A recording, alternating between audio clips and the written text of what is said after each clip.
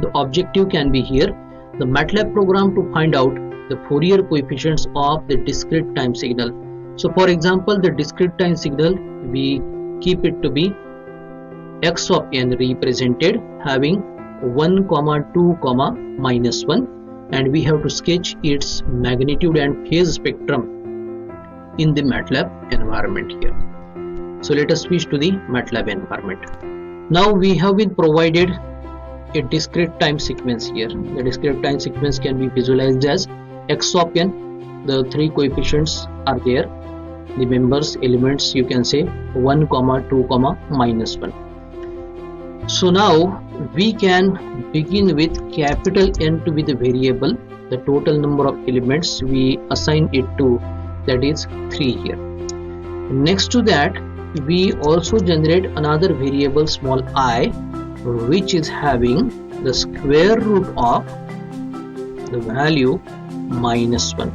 As we know, the imaginary variable in representation of the Fourier domain, either you go for I or j, it is under root of minus 1. So under root, a square root. So MATLAB syntax sqrt we have utilized for the same.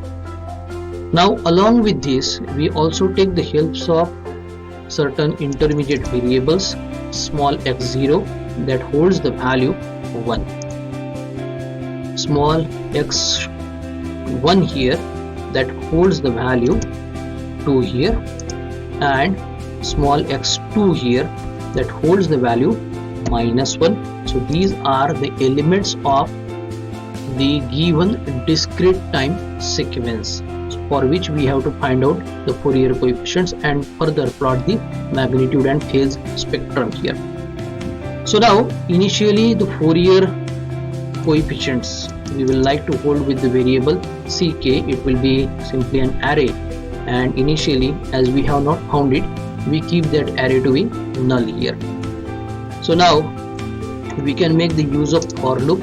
So in the for loop, we take a variable small k and we execute this for loop starting at 0 with the interval 1 up to 11 times, and here we mention small c is equal to, within the bracket we provide inverse of capital N, the number of elements, and this is in multiplication to another bracket where we hold x0, the element of the discrete time sequence, added to another bracket where we have the second element x1, and it is having again the multiplication operation with the exponential of, within the parenthesis we write minus I asterisk 2 multiplication with the pi multiplication with k divided by capital N here.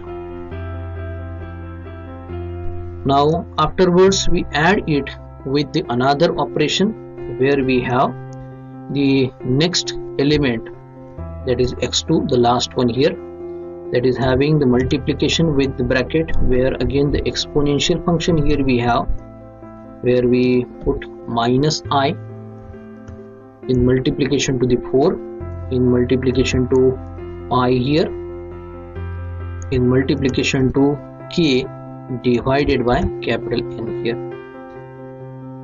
Getting this closed here, and we are ending the syntax with semicolon here.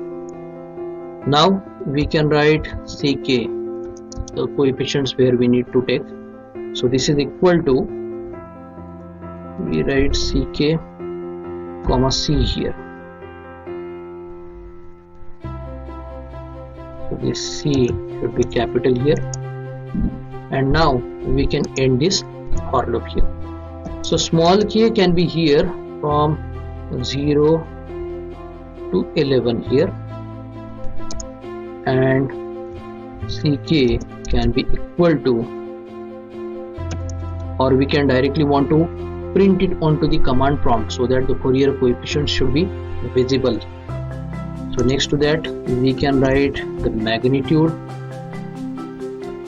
of the Fourier coefficients we need to plot here.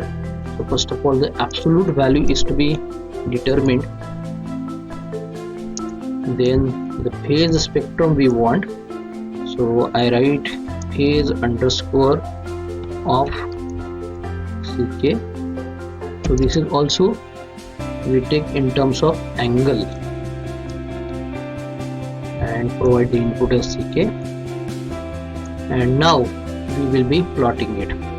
So for plotting purpose we will be making the use of subplot, and for 2, 1, 1 the first cell we shall be plotting it with the help of stem. So here it will be k variable and magnitude of ck can be the input here. Next to that we can make labeling to it. So x label, here it will be the k value onto the x-axis here, then y label. So for y label we can write magnitude of the Fourier coefficient ck. Next to that we can continue for the second cell of the subplot here. For this subplot we write 2, 1, 2, then the stem function here k comma phase of ck, and we shall be writing x label k here, then y label here we shall be writing phase of